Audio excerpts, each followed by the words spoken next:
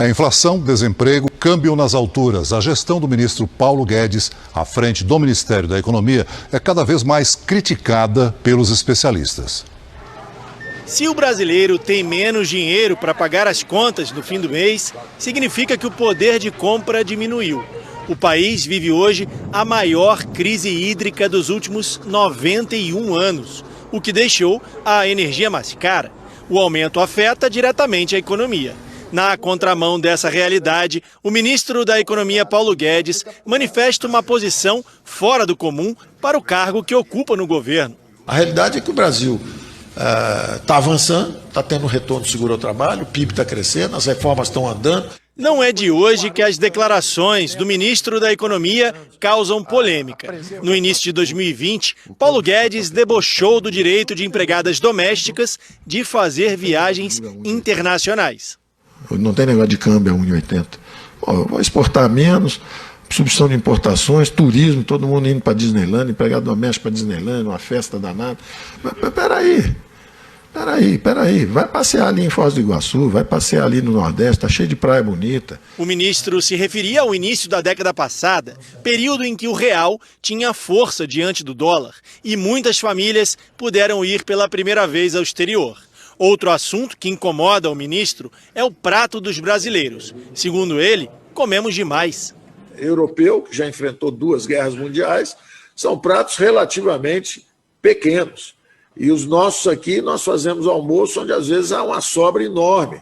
E isso vai até o final, que é a refeição da classe média alta, até lá há excessos. Então... Sem saber que estava sendo gravado, Guedes disse em abril desse ano que o FIES, Programa de Financiamento Estudantil, bancou até filhos de porteiros nas universidades. O porteiro do meu prédio uma vez virou para mim e falou assim: "Sr. Paulo, eu estou muito preocupado, porque meu filho passou na universidade privada."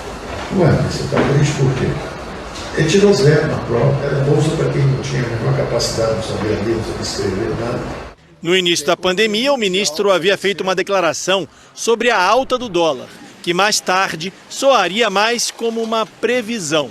É um câmbio que flutua. Se você fizer muita besteira, ele pode ir para esse nível.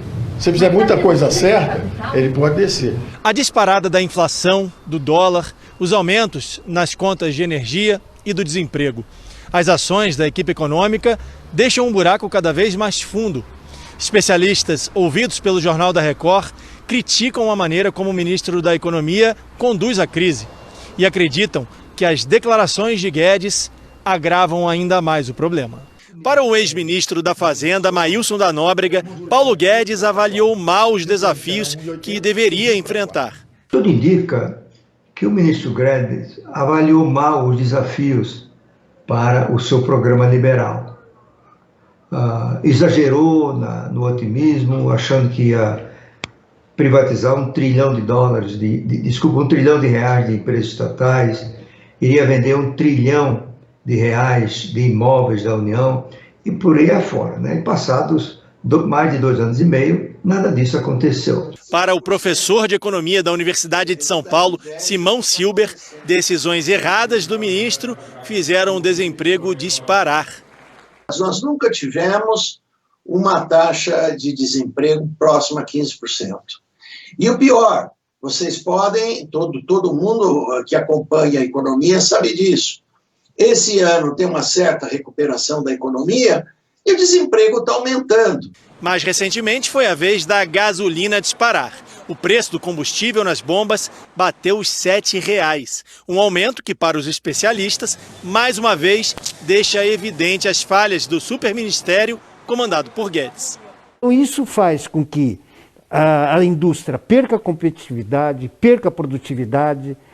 E a solução que o governo apresenta é um mero remanejamento de contas. Segundo Antônio Correia, as declarações de Guedes afetam a credibilidade do governo. O ministro da Economia, ele é um condutor, não é, das decisões econômicas, da implementação da política econômica. E é muito importante que ele tenha muita credibilidade junto aos formadores de preço, aos cidadãos, aos empresários, aos trabalhadores. E, obviamente, essas declarações infelizes tiram a credibilidade da própria política econômica que ele vem implementando. E se de fato ele pensa algumas coisas que ele fala, ele está bastante equivocado.